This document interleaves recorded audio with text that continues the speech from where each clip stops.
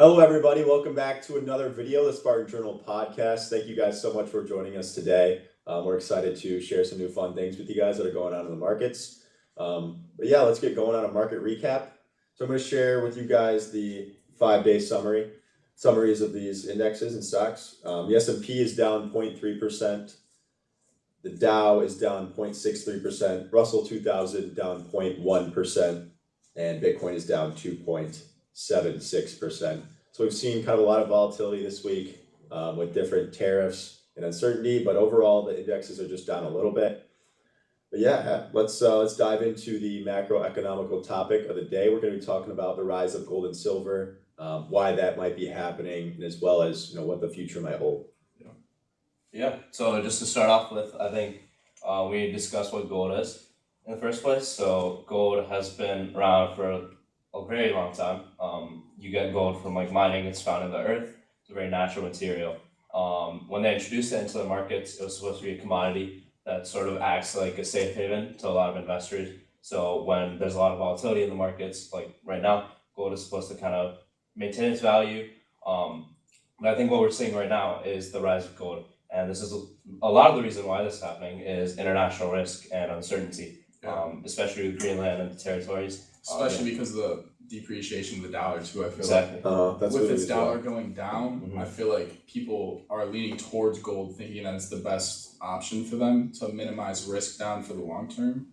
So I think that's also an important. Yeah, for sure. I mean, gold is up 80% over the last year, and silver is up over 220%. Hitting 5,100. Yeah, recently. 100 I think it was 30. per ounce. I think it just hit like 100. Yeah, per today. ounce, right? Yeah. Today, January 23rd, silver's $100 per ounce. And I think silver is so important because of all of its uses in like solar panels and all of the new energy sources like the EVs coming in. The 5G. All the grid. next gen electronics. And I saw something that said that each solar panel uses roughly 20 grams of silver. Mhm. So with all Definitely. these things evolving, people trying to get away from natural gas, maybe move towards safer gas like wind energy, light. This silver is going to be Yeah. a big Sure, thing. sure. And like gold and silver, they're very different commodities. Gold has a different use from silver, and we're definitely seeing that right now play out in the markets. But like I guess the question is right now, as for gold and how that's going, why are central banks? We've seen reports that central banks are buying this gold as maybe a strategic hedge against inflation and all the different sort of uncertainty. But what might be the deeper meaning behind that? Why are they buying that gold? Yeah, I think that's a great question. And again, like we have seen a lot of these central banks investing in gold. But yeah, I think this could be for a couple different reasons.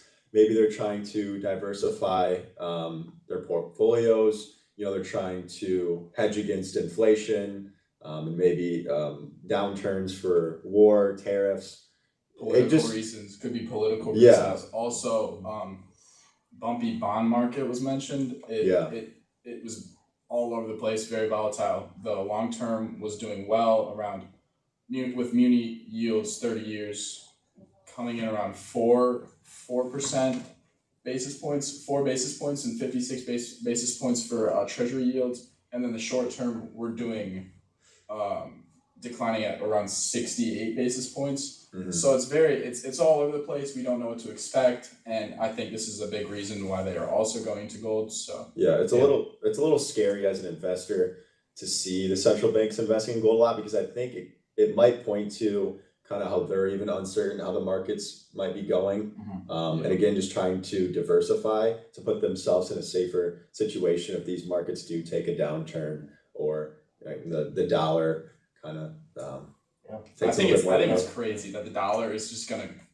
I mean, what happens if one day we don't have a dollar and everything's just in gold? Yeah. I think that's a crazy concept. I don't know And, if it's you know, gold, but Actually, that's great. Like I think that like the Nixon shock, which had happened a few years ago, a lot of that kind of happened. Basically, what happened back then was that there's a Marshall Plan that was set out after World War II.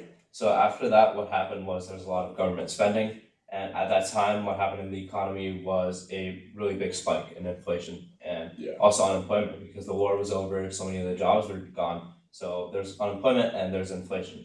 So the solution to that kind of on Nixon's part was to prevent a collapse with international markets. So they wanted to keep the dollar strong.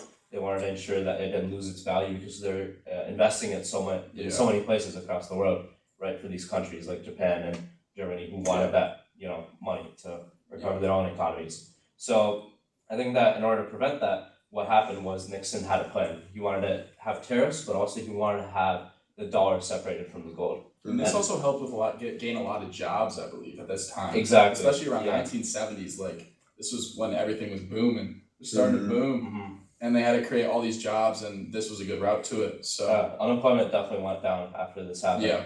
And I think we're seeing a similar thing today, where the central bank is trying to reduce its exposure to gold, and kind of what that. I mean, it is trying to increase exposure to gold, but it's trying to minimize the risks associated with the currency devaluing. Yeah, and I think that's great. Just because they're not as dependent on each other. Yeah. So, I mean, we would not like to see a world where both of those were heading in the wrong direction. So it's nice. It's nice that we can kind of hedge against one or the other one. Yeah, of course. Exactly. But I guess moving forward, what do you guys think could be happening with gold and silver? I know that what we talked about, Jerome Powell, his term being up in May, or like maybe. What do we think the central banks might be looking towards? Do you think they're going to keep buying gold?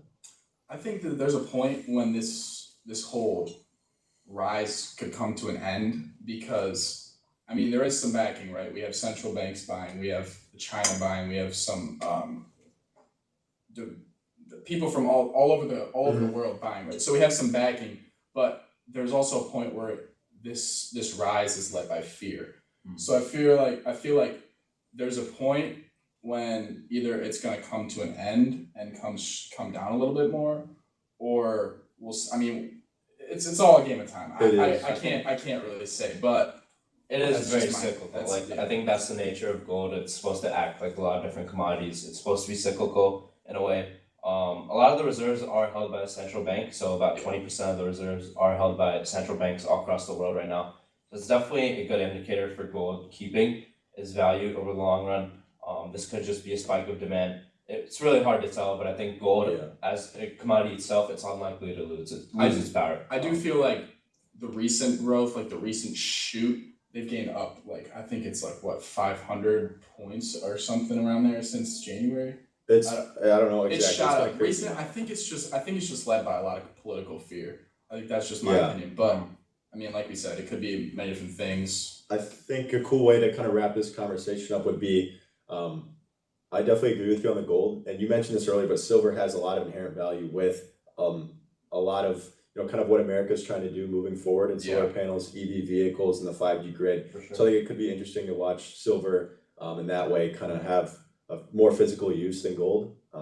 So that one, I feel like silver might not be out of as much fear, but it will be something definitely to look at moving forward. That is a good point. But so let's talk about our micro economic topic of the day. So we're talking about Warner Brothers, what effect this might have on Warner Brothers stock as a company, Netflix and Paramount as well. Yeah, so a little bit about what Warner Bros. Is. So Warner Bros., for those who may not know, it is one of the largest American film and television studios. It's named one of the Hollywood's big five. I think it's called. It's Disney, Universal, Warner Bros., Paramount, Sony Pictures. All very big. Big names. Big names that we probably have all heard of. And essentially, Warner Bros. Is being parented by Warner Bros. Discovery. So Warner Bros. Is trying to be Netflix is trying to buy the studios that Warner Bros. Has and all of its streaming assets. So this can include the DC universe, the HBO Max, which can just HBO, Harry Potter, what else? Game of Thrones, Lord of the Rings. I mean, this would be a big play for whoever gets Warner Brothers putting themselves whatever they originally have, plus all these big name TV shows and movies, streaming services as well. And what were all the deals what did Netflix and Paramount offer? Do you have? So I have some specifics on that. So Netflix, how the deal worked before was they were 84% cash and the rest of it was stock. But they were betting with Paramount. So what happened was Paramount also bidded $8 billion. for their offer, and it included debt. So both of these companies have debt in their offerings. Yeah. But what's different now is that because there is limited support by Warner Bros. For Paramount to offer, there's been some restructuring with Netflix's deal as well. They're trying to go all cash as of the moment with $80 billion. Yeah, that was released like 2 days ago, I think. It's 1 or 2 days ago. Pretty It's a new decent deal, stuff. and it's looking promising. But these things, you never know what's going to happen with them. Yeah, and I feel like especially since Netflix, we've seen over the past month, it's been declining. I don't know. It was at 133 all-time high. That wasn't very recent, but I know now it hit 83 this week. I think it's back up to 86 today as of January 23rd. Yeah, so there's definitely a lot of uncertainty. Sorry to cut you No, off. is Netflix spending too much? That's another question, because a lot of the shareholders are a little uncertain, like we've said, because it's a big question. This is a $80 billion deal. They're going to be put in a lot of debt, and will their revenues match what is projected? Also there's a point where Netflix's free cash flow, I heard it's about $12 billion. Yeah. So they definitely have the cash flow to sustain this deal and to handle this merger and whatever restructuring they would have to do. They have the financial strength to do it, but it's just a question of whether they would want obviously they would want the diversity of offerings, but is it worth the financial sacrifice? Yeah. So I think it is fair to kind of dive into more how this might affect Netflix, because we did see Warner Brothers turn down that Paramount deal. Yeah. I know Paramount, I think, offered for their whole company, including their kind of cable, new assets, and Netflix was looking more into television and streaming and taking over those mainstreaming services, TV shows and movies, even promising Warner Brothers that they would let them keep releasing their movies in theaters and not releasing them on Netflix, which obviously would be huge for Warner Brothers and probably what they value as a company. Coming from Warner Bros.' view as well, Paramount's offer of $108 billion was there was going to be a lot of debt involved. So when this kind of merger is coming into place, coming from Warner Bros. Perspective, I want an all cash deal compared to a deal that's a little bit more, but there's going to be a lot more consequences. They're also taking more of the company as well. Yeah, I mean, that's another thing. I mean, also tensions between Warner Bros. And Paramount haven't been the best so far in the deal. What's happening is that there's been rumors of a hostile takeover happening. So what a hostile takeover is essentially is when, in this case, Paramount would be targeting the company's shareholders. So they'd be targeting Warner Bros. Shareholders rather than the leadership and the management directly. Yeah, that might also have to do with why they kind of declined that deal from Paramount. Exactly. And then we'll see, I think coming up in February, April, around that time, when I think the common shareholders are going to be putting up a vote. Oh, is that what it is? Okay. Something like that. Yeah. Of what they're going to do if this even comes into place, because I know a lot of these deals don't end up even going through in the long term. Correct. So we saw Netflix come out with earnings this week. I think it was either Tuesday or Wednesday, and they just beat earnings estimates, but their stock fell by, I think, over 5%. Yeah. So again, Andrew mentioned it earlier, but a lot of uncertainty with how they're gonna finance this debt, maybe, and how much debt they have to go into, and if Netflix is in over their head with this, a lot of skepticism from the investors. Well, like you said, I think Netflix has just recorded their revenues. Their revenues were higher, but not as high as the financial professionals thought it would be. So that's why their stock went down, I believe, because they were underperforming to what the professionals could have thought. But we'll see. There's so many factors in general include, but I think a main takeaway from this is just to see, what the two sides are thinking, and how the deal is going to proceed from that, based off just the offers and each of the characteristics of each company. So I think we just have to wait to see until the shareholder vote kind of happens. Yeah, I mean, outside of the economics, I know Netflix just added the ads a couple years ago, which nobody loved. I would kind of watching Netflix and seeing those pop up. It's weird.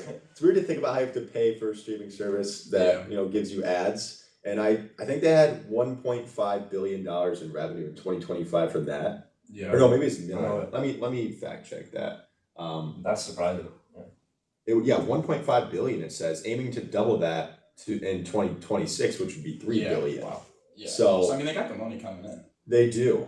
Even though us consumers don't appreciate those ads, I mean, it's making them a lot of money and might make the investors money as well. Yeah. Yeah, well, thank you guys for joining us. It'll be interesting to see how these things kind of change moving forward with gold, silver, Netflix, Paramount, and Warner Brothers. Make sure to keep an eye on it, as I'm sure we all will. But yeah, thank you guys again. We enjoyed talking about it. You guys all have a great rest of your week. And stay tuned. Stay warm.